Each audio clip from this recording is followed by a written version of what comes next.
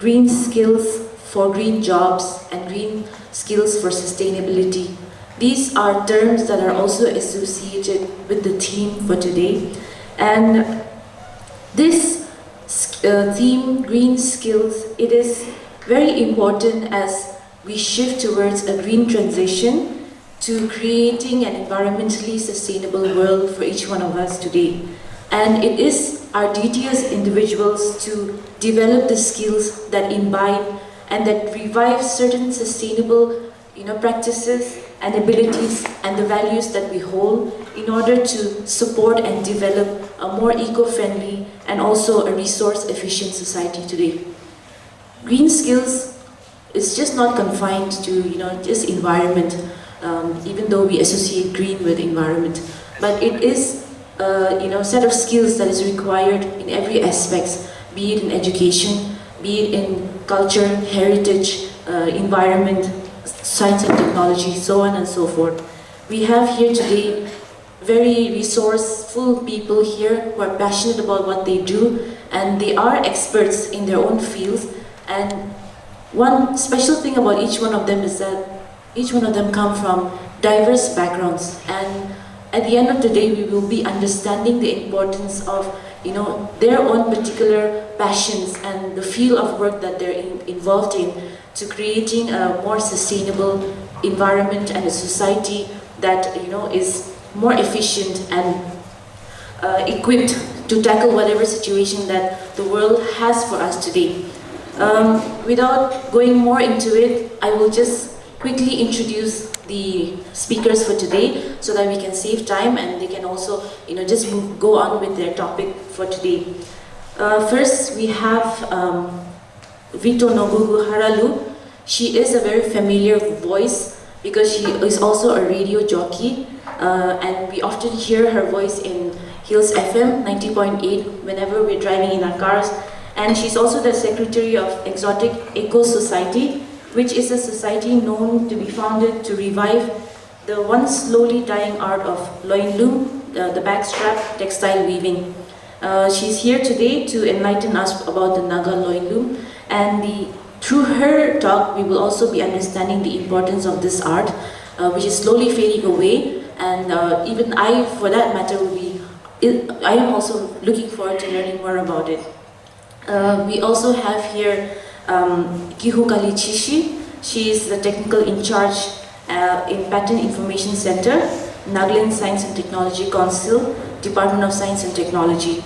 She's been doing a lot with regards to IPR, intellectual property rights, and for the past 12 years as well.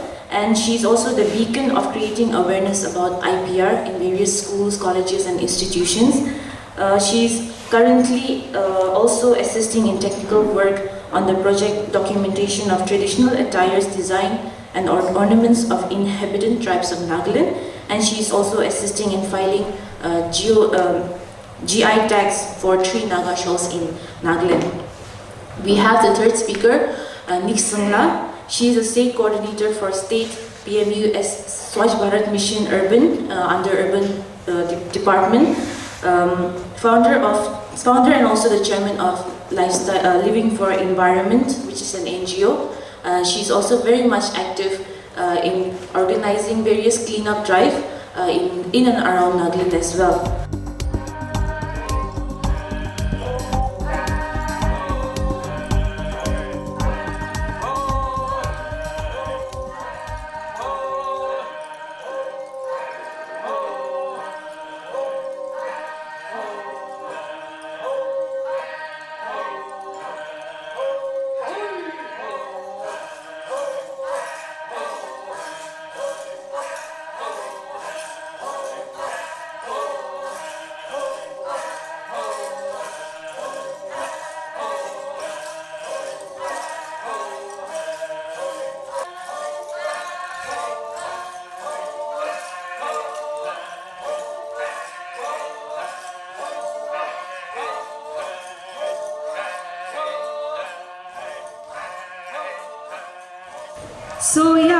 So today I think we are celebrating International Youth Day, and I can see so many young people very happy, nice, energetic youths.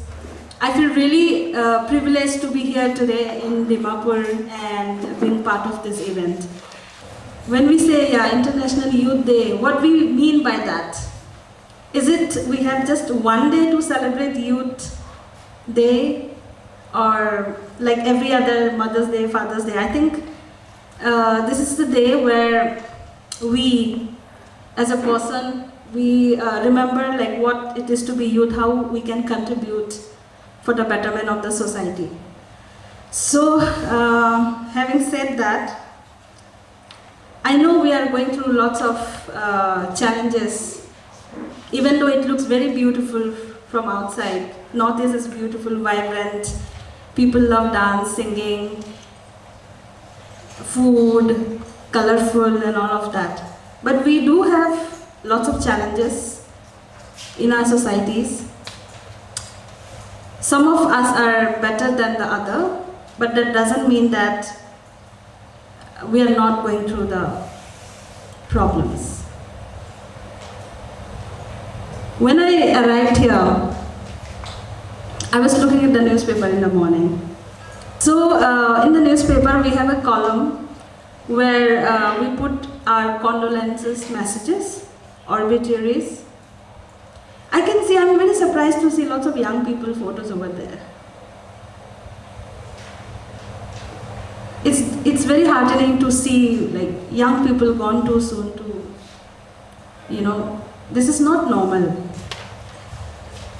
Similar thing, similar case in a small town of Lamka, Manipur. You might have heard about it. One of our very close friends, they have an organization and they are doing a survey of suicides. It's very shocking that there are at least 6 suicides every month and nobody is talking about it.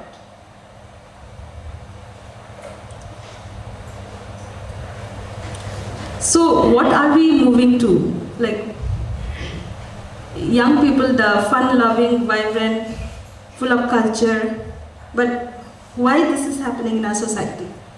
So I think we should ask ourselves these questions as an individual. At the same time, I think the community members, the government should invest more into youths.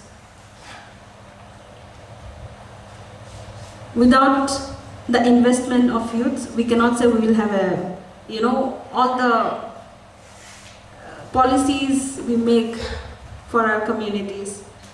It won't make much of a difference or make much of a meaning.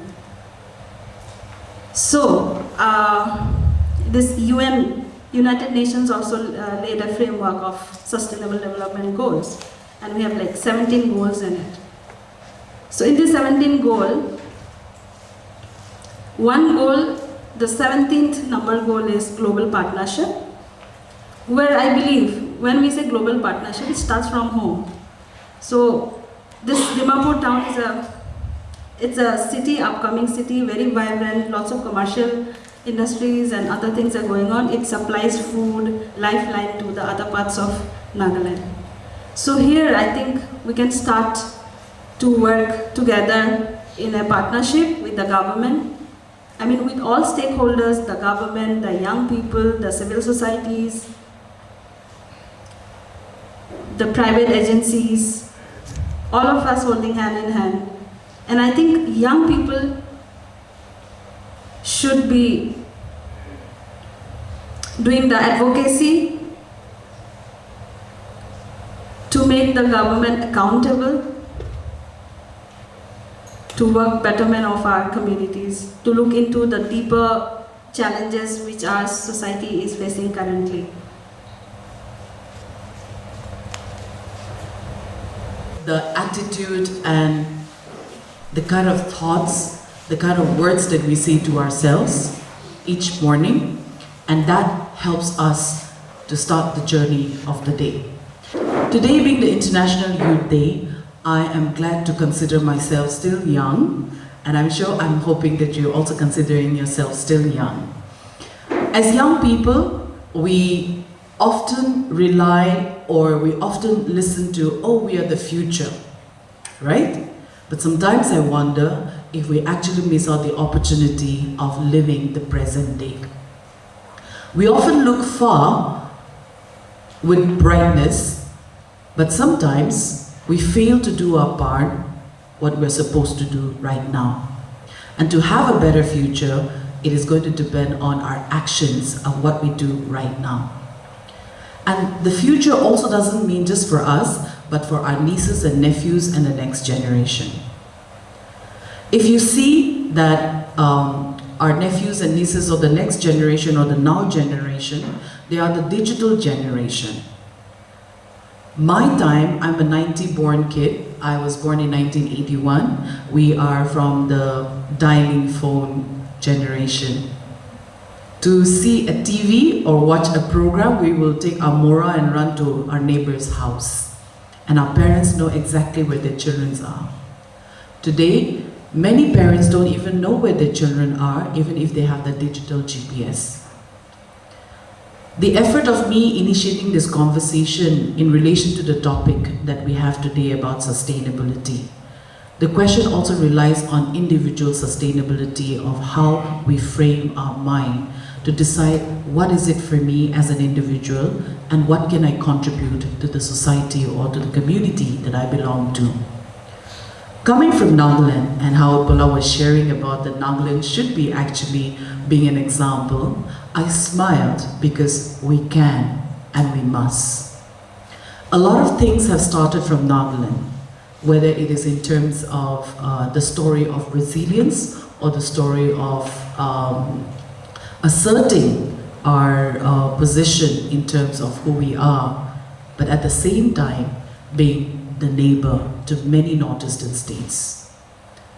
What kind of an example do we stand?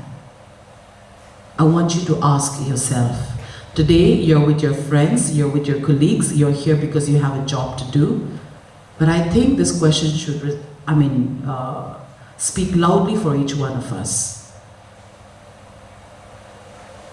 I work with the Weavers community, and this came very unexpectedly. A lot of my friends and relatives are still scratching their head, how did I land up in the weaving community? But honestly, I take it as my calling. My mother is a weaver. I learned how to roll a wool thread when we were still in Delhi. We stayed in Delhi for 30 years. So to think about your childhood and half of your life in a metropolitan city, it's very rare to find, an indigenous practice being practiced in a city life. But my mom would make an effort after school that we help her out, along with my other siblings, to help her warp, to help her weave in terms of being her jugali sitting next to her, and we would hate sitting on it. But along the line, when I look back at all these life skills that came along without we consciously knowing what we are doing, I'm thankful to my mother. And it is not that learning that skill, I have to become a weaver. But definitely, it gave me a sound foundation to tell me of my roots, where do I come from, and what I should be doing. So as a citizen of the community, and also inspired by a friend who passed away, who started Exotic Eco Society, and as rightly said, the purpose and the calling of that NGO, it started with a self-help group to revive the art of the loin loom.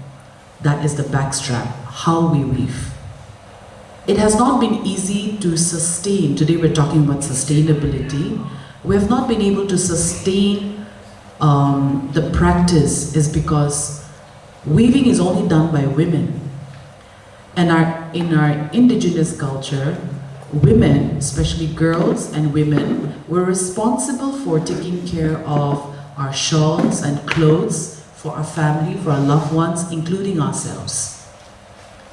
Over the years, over the generation, and as time passed by, with many alternatives coming into the community, women have chosen other occupations. And unfortunately, our art of weaving has been diminishing. I'm not saying it's dead, it's diminishing. And that includes me as well. So unless you and I begin to learn this art, and again I'm repeating myself, it doesn't mean you have to become a weaver, but that's something girls and women are supposed to be learning from our elders. We've started a loin-loom school, and that's how the next strategy to sustain the art is to teach young girls starting from age 7 and above to learn the art of weaving, to learn the name of the tools that we use for weaving, and to be part of that ecosystem. At least they would know something when they're growing. The other part is, the other day an elder shared something very important. She said, Gugu, can you actually impart the knowledge of the values, the good values of our ancestors? I said, why not?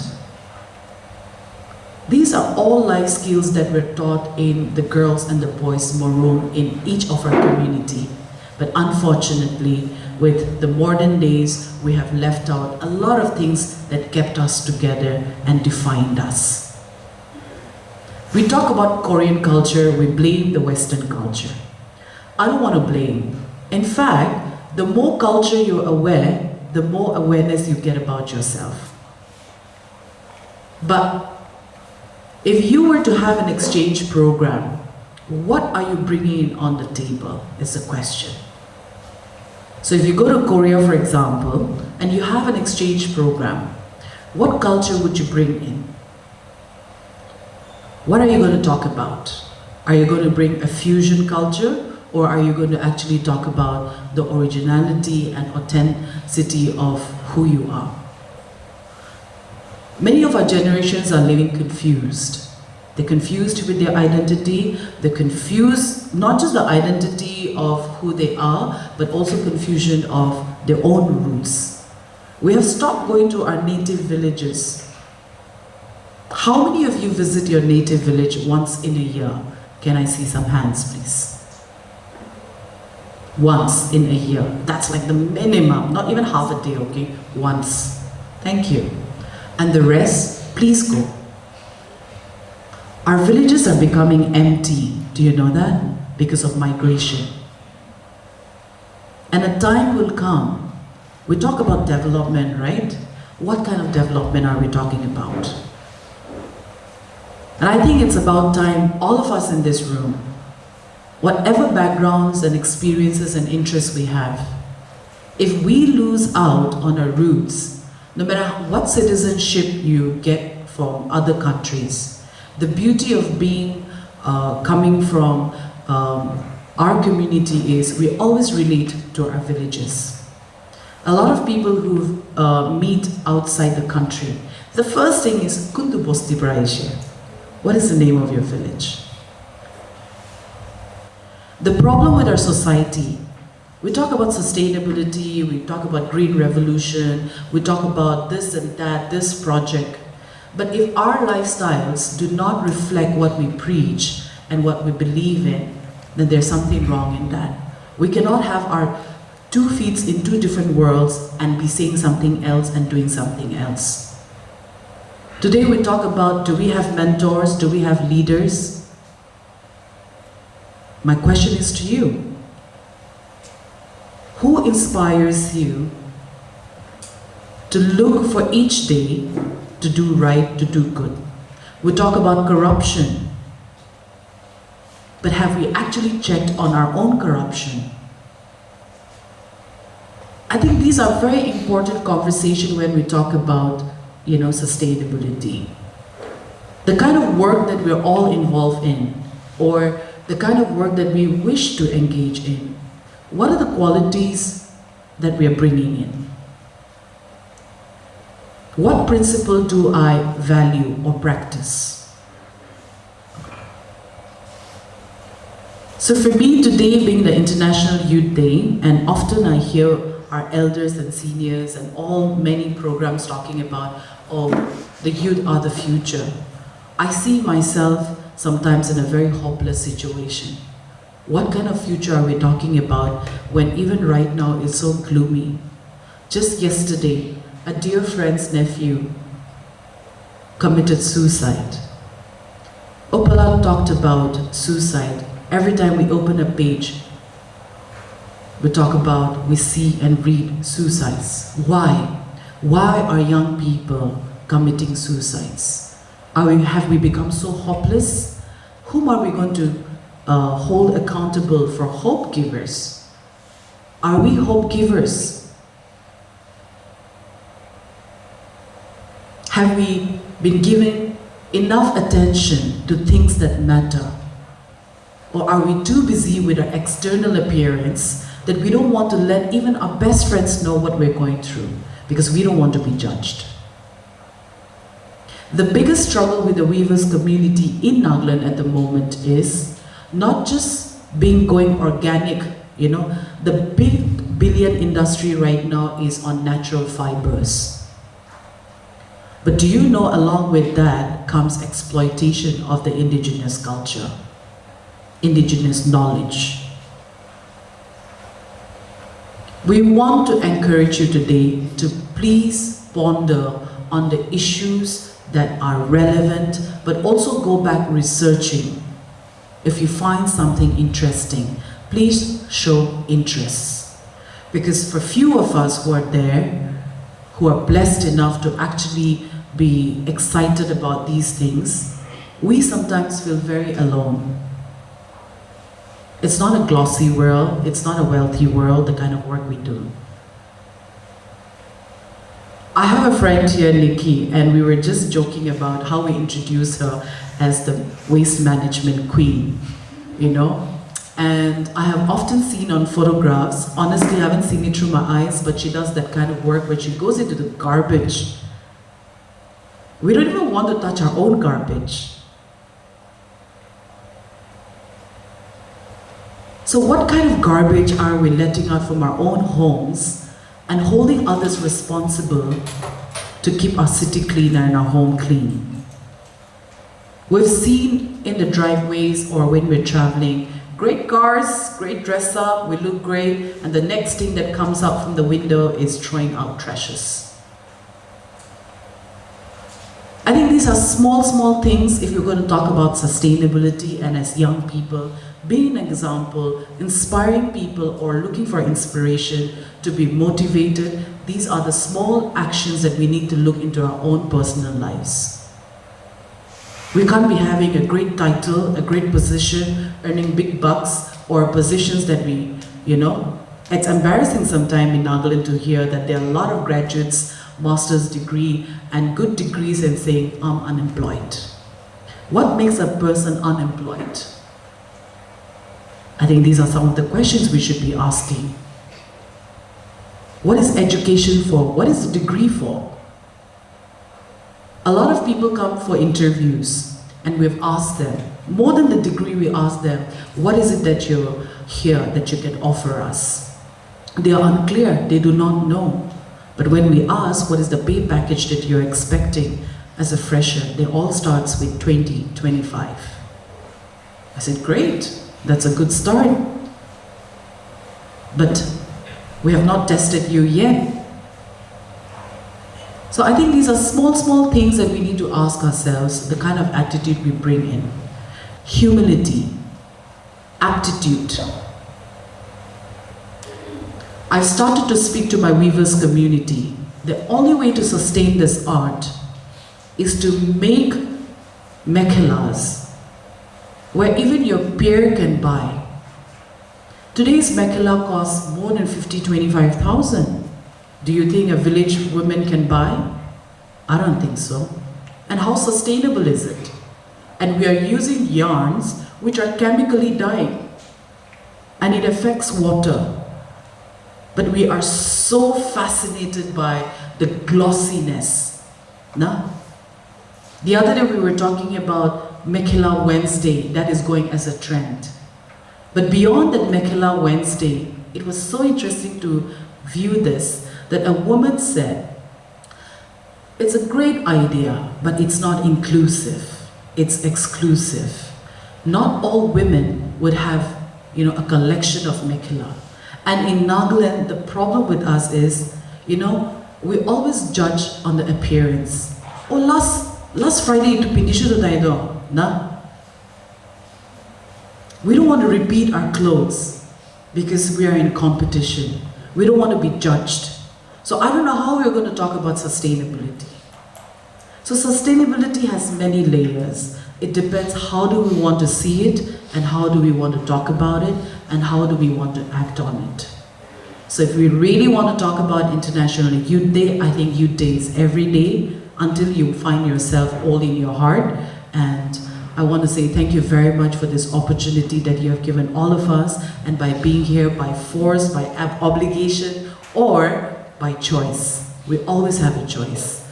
And I also want to say that Ma'am Gimbo's topic on IPR is very important, because the textile industry that we have, how the state is initiating this by documentation. Please mark my word and listen carefully. We are lazy writers. We don't write. Neither do we talk about it. We come from this oral tradition where we think that our words will be there forever. But today's world is about, stealing. Plagiarism is so high. We see wonderful pictures out there, original paintings perhaps, but there will be another person who will copy it. So today we're talking about copyrights, we're talking about patenting, and in our society today, we have to stay relevant. We watch the same serial that is being watched in the US and in UK, but our minds are still there. So I would like to encourage you to please understand the conversation that is going to be revolving around this platform. Please engage with us. We would like to share what we know and also learn from you. So to me, sustainability is about this, all of us. If we continue to walk together, support one another, collaborate and partner, and share knowledge, skills, and stay relevant, update ourselves, and not be lazy, I think a lot can change, and we can be great examples to one another. Since this IP, intellectual property, is very new for you people, I'll just give an inside shot of what is this IP. So this IP are the rights given to the person over the creation of the mind. So when you invent an idea or a creation, you have a legal rights to protect it. And this IPR gives an exclusive rights over the use of his or her creation over a certain period of time. And in other words, these legal rights prohibit the use of your product or invention for commercial purposes without the prior consent of an IP holder. And this is an intangible property. So this IP property is just like an asset. For example, you own a plot of land, and for that plot of land, to prove to others, you need a land pata, isn't it? You can say to people that that's an evidence that you have a land pata, that this is my plot of land. So likewise, IP also have a certificate which you can prove to the people that I own an IP, and this is a business asset. So like a real estate, it must be developed, defined, value assigned, and used. So IP is created. After created, you have to protect it. After protection, you have to maintain it, upgrade it, and use it to get a benefit of that IP. So it can be assigned, gifted, sold, and licensed like any other property. You can gift it to your friend as well. You can license it like any other property you owned. And it has a time bond, so to keep them in force. For every time you have to pay some renewal fees to keep them in force. So there are 8 types of intellectual property rights. And I don't think I'll have a time to go all through these 8 types of intellectual property rights, but I will speak on these 4 types of IP which is relevant to today's topic. So geographical indication, patent, copyright, trademark, trade secret, design registration, layout design, and plant variety protection. There are 8 types of intellectual property rights. So any product, any name or a sign originated from one specific area, town, region or country can be applied for geographical indication. And our Nagaland state have a high potential of GI products. But unfortunately, like the last speaker was saying, due to lack of documentation, the traditions are all oral, passed on. We don't have the document evidence. So because of that lacking, we are still unable to put forward all those GI products which can be filed for GI. And this protection is for 10 years and can be renewed indefinitely. But fortunately, I'm very glad to say that we have 4 GIs of Nagaland. So how many of you know that we have 4 GIs and what are their names? Any one of you? Any one of you know that we have 4 GIs? GI means geographical indication, okay? We are fortunate to have 4 GIs. So I'm sure no one knows about what are those 4 GI. Well, Naga Mercha, okay? Naga Mercha we use every day in our kitchen. That is our GI, tree tomato, Naga cucumber, and Chakasang shells. So we have 4 GI. But still, people are ignorant of it. We are yet to know that, oh, we own a GI, okay? We should be very proud that we own a GI. But we are, because of lack of ignorance or lack of awareness, I don't know, we're still lacking behind it in utilizing this GI. And now Google and we are working on this documentation of traditional attires, ornaments and designs. So, well, we Nagas are very fortunate that we have unique traditional attires. Like, according to each tribes, we have unique traditional attires, and which is our identity. That makes our identity. Well, when we go to some places, or when the Nagas gather together, if we wear our own traditional attires, we can make out by our traditional attires that, oh, they are Sumi, they are Angami, they are Zeliang Chakasang, isn't it? So our traditional attires is our identity. And there's a rampage misuse of our attires in the state as well and outside the state. And we can't help it. Do you know why? Because we don't have legal protection. And fortunately, Chakasang is the only tribe who owns GI. They have granted the GI. So they are under the protection now. The Chakasang's attires, the Chakasang shawls, okay? Not the full attires. Do you know the age, the youth? What is the age bracket of youth? Does anyone know? From what age to till what age does the UN label those people as youth? Anyone? Coco? 27? So 45? the age is from 15 to 24. So it's very interesting. You know, in Nagaland, if you go to any event called youth, right, you'll see people like. So the thing is, our youth, we actually don't realize, you know, your own value. You don't understand your own importance, and it's only us who are like, you know, acting as the youth.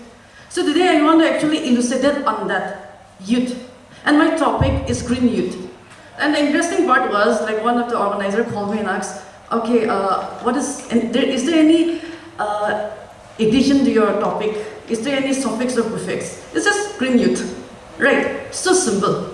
So I said, no, that's my topic. And she was trying to understand what I was going to say. So I said, it's a mixture. And she just stopped at that. So green skills, I think one of our speakers also talked about that. We all know what is green skills. Yes or no? Can anyone? So everyone thinks green skills is nothing, they always associate green with environment. Yes or no? If I talk about green right now, you all think about environment. No, actually. Right, so like if you think about the color green, what's the first thing that comes to your mind?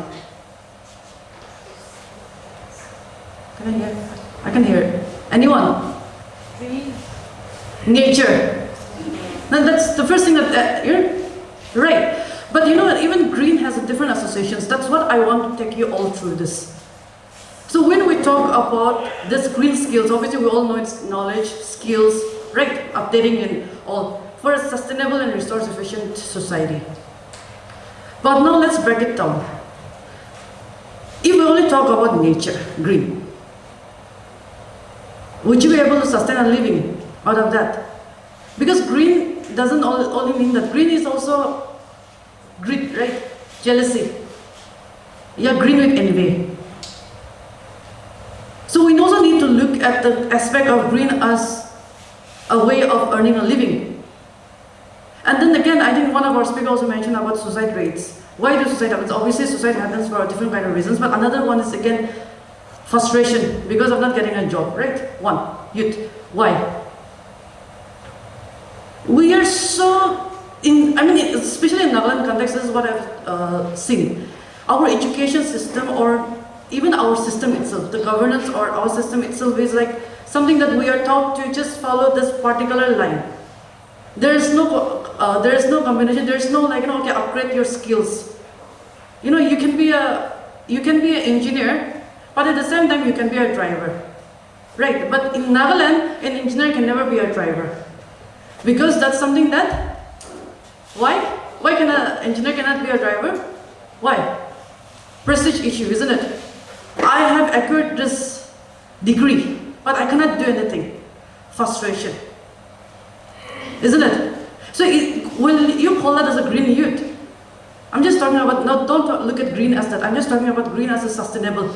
You're trying to earn a living. I'm a youth, and you see in the papers nowadays a lot, protests and all, employment, give us government jobs, this job is because of PECTA or something, right? You hear about this, but have you ever thought of okay, then how can I upgrade myself? How can I evolve?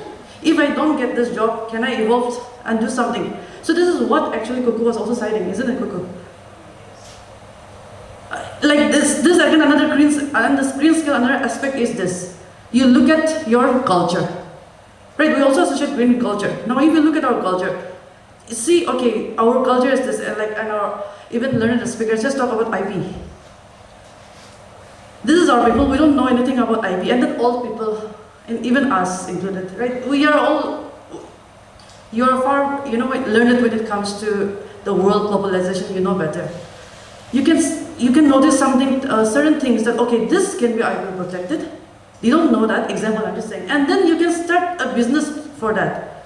You can apply on behalf of that and you can earn a living of that. So this is what I'm looking at when I say green youth. Yet you are trying to sustain yourself, sustain the future. But at the same time, also trying to sustain on your own feet. The person that everyone knows, youth, right? Green youth. I think Greta Thunberg. Everyone knows her, right? Would you call her a liberalist? Would you call her a radical, or would you call her an activist, or would you call her environmentalist? Which one?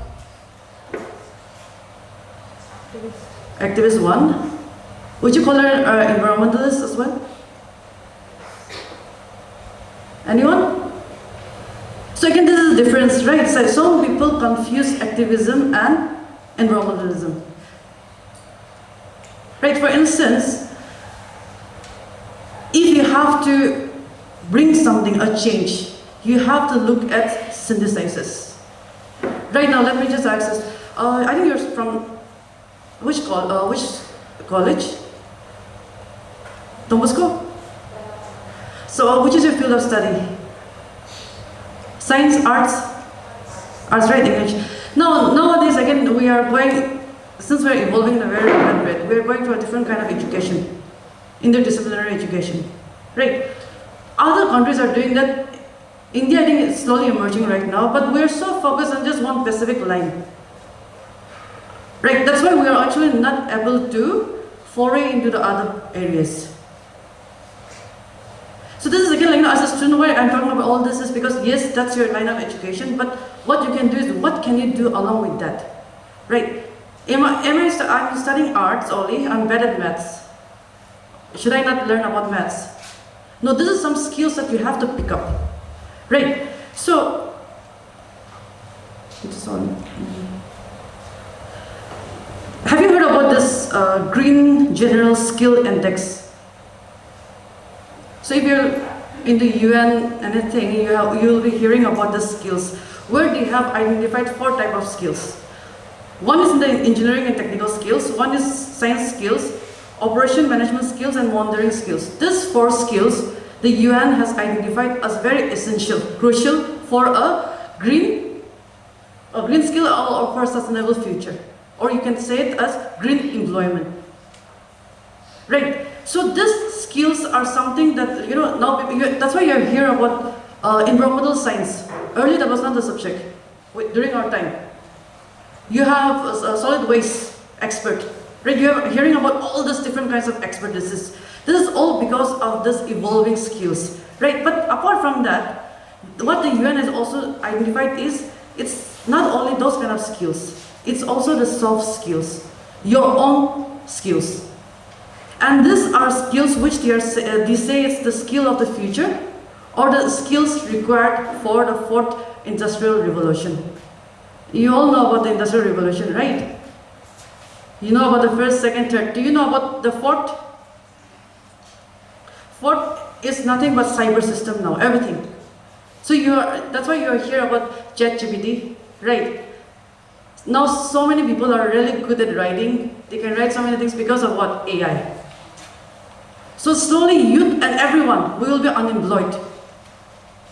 Because AI will develop at a rapid pace. That's why UN has also, along with that, recognized other skills, which is design thinking, right?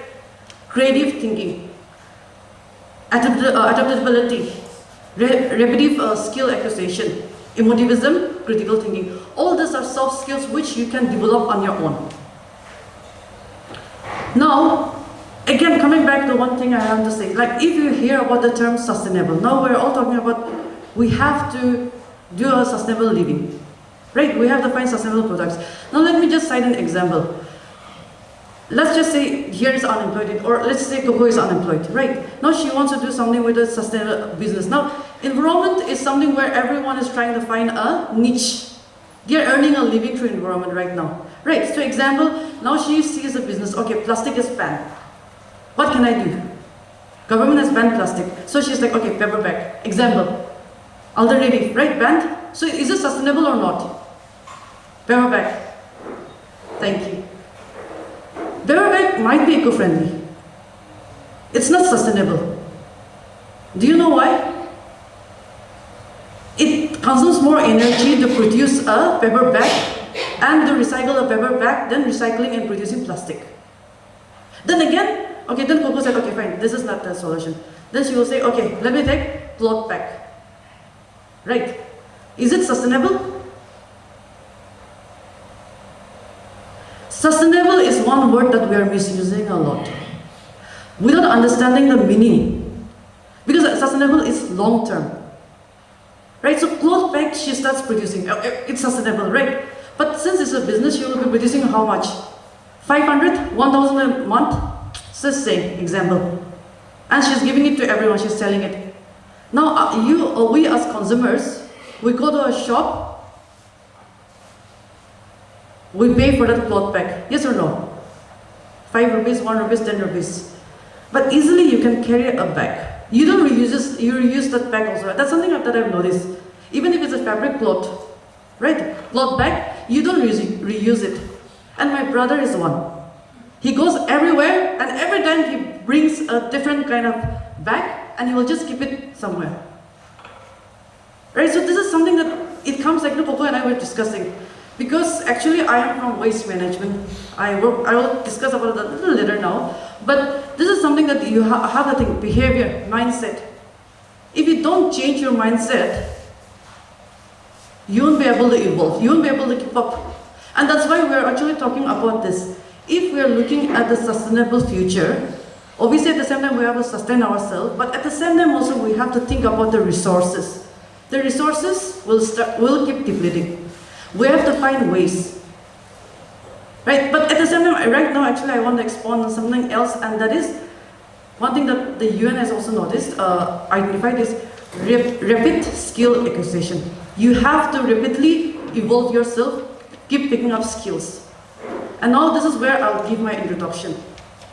Actually, by occupation, I'm a lawyer. My area of expertise is human rights. The areas that you were actually talking about, that's my area. However, when I started a firm, I realized there was no one talking about environment, so I started this NGO. So when we started the NGO, we did this like any NGOs will do: cleanliness drive, cleaning garbage time and after. And then we used to work with the local authorities. During that time, again, what our before the learned speaker talked about lack of documentation. So when we work with the authorities, they had no data on waste management. I was from law background, my colleague was from television background, another colleague was from genetics background, none of us were from research background. Truth be told, we had no idea. But then what we thought was, okay, we need to at least know what we're dealing with. Then with the permission of one of the local authorities, we just said, like, let's do research. And we pick up the skills through what? Nowadays, actually, you actually don't need education. Actually, education you need only for the degree. I would say that. Rest, you can teach yourself. We learned everything from online courses, online interaction with other learned people. We acquired those skills, we took it and we conducted the study. First study. After that we started, and then what happened was, along that time, we started evolving so much, the skills, my education became secondary. I don't practice anymore. I'm rather more interested in research. And though by education, I'm not supposed to be a data expert or data analyst. By education, I am actually dealing with data now. And to the extent I know the data pertaining to waste management better than the officials dealing with waste management. So this is how you have to adapt. Adaptability becomes really important. So for a green skills, for green youth, again in the end it comes to how you see yourself, how you understand yourself better. Right, and there's one thing, like, who was also saying, and others, we are also very lazy, right? Nagas are very lazy. Do you agree or not? You study for exams 2 days before, 1 day before, or 3 hours before. Mostly, I think, how long did you used to study? Prepare. Long time. But again, at the same time, why I always find it in hours, because students still seem to pass the exams. Yes or no? Yes, you are lazy, but there's something. This is the innate ability, right? You have. So we Naga youths can actually, and like again, talking about the IP and inventions, we Nagas can actually invent a lot of things. Even in India, there's one youth, since I'm in the waste management, we were looking into people who can recycle classes. We came across this boy. Apparently, he developed this technology when he was 16 years. I forgot his name, but he's from India only. Now he's in New Zealand. He invented bottle crusher. And mind it, in India, he is the only one as of now, still. And his technology is being used to produce, to crush the glass and make it in the sand. And he actually, you get more revenue if you can sell that sand. So this is something like even Indians. So I believe that even Nagas, our Naga youths, we are very lazy, so we'll come up with very innovative ideas, right? So in the end, I'm just going to end it with this, okay? So my idea of green youth, when you were asking what are you going to talk, my idea was sort of this. When I look at youth, Naga youth, I look at grit, G-R-I-T, determination. I look at resilient. I look at entrepreneurships. I look at energy, because look, we cannot run all the time now. This is for you now, time. And we look at notable, or say notable, noteworthy. So this is the sum up of green youth. I know my topic is a little general, but I didn't want to go into the technical today because this session is mostly to motivate all of you. Because I think all of our speakers have said, we need you. Nagaland needs you. You cannot teach your old dog new tricks. Obviously you can. But to teach those new tricks to old dogs, you need really good masters. And the youth, you are the masters. And it's up to you to teach all of us, all dogs, new tricks. With this, thank you.